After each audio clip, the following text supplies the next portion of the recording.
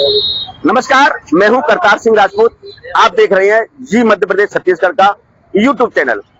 हम आपको आज एक ऐसी चर्चा करके एक ऐसी तस्वीर दिखाएंगे जिससे आपको भी लगेगा कि आखिरकार मध्य प्रदेश के मुरैना में चल क्या रहा है।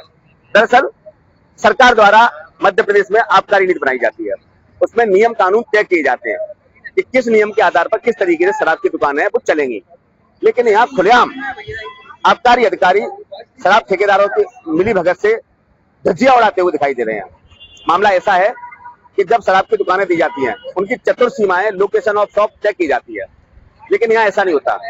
चतुर सीमाएं उस समय तय की गई, लेकिन बाद में अधिकारियों की मिलीभगत से वो चतुर सीमाएं लोकेशन ऑफ शॉप बदल दी गई। सबसे पहला मामला आता है, एक दुकान क्रमांक 2 थी जो कि वो अंबा बाईपास पे थी, उसे वहां से मनमाने तरीके से रामनगर चौराहे पर ला दिया जाता है। उसके बाद में जब हमारे द्वारा खबर दिखाई गई, उसके बाद में 2 घंटे के अंदर उस दुकान को वहां से हटा लिया जाता है, वहीं यथावत पहुंचाई जाती है।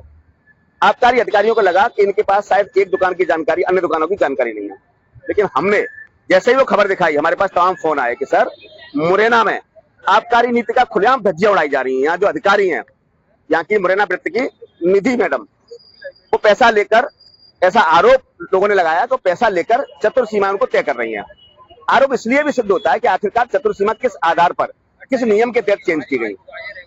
फिर दूसरी बात आती है, मुरैना में एक पोखर है, तो वहां पे एक दुकान थी इस्लामपुरा पर। उस दुकान को वहां से उठाकर जो बालाजी पैलेस वाली सड़क है वहां ले आए, तो खुलेआम वहां चल रही है, तो कोई प्रतिबंध नहीं है। तीसरी दुकान मेरे ठीक पीछे है, यह दुकान जो मुरैना का स्टेडियम है वहां संचालित की जाती है, दुकान क्रमांक 5 है ये।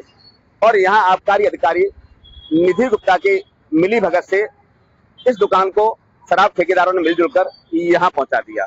आप देख सकते हैं किस तरीके से मध्य प्रदेश के मुरैना में आबकारी नियमों और कानूनों की खुलेआम धज्जियां उड़ाई जा रही हैं। आखिरकार नियम और कानून बनाए क्यों जाते हैं? बनाए इसलिए जाते हैं कि इन सबका पालन हो और उनके आधार पर सारी चीजें तय हो। लेकिन यहाँ कुछ भी तय नहीं हो रहा। अब देखना होगा कि आखिरकार इन अधिकारियों पर कब और क्या कार्रवाई की जाती है, और जो आबकारी नियमों को खुलेआम धज्जियां उड़ाए जा रहे हैं उनको किस तरीके से सबक सिखाया जाता है।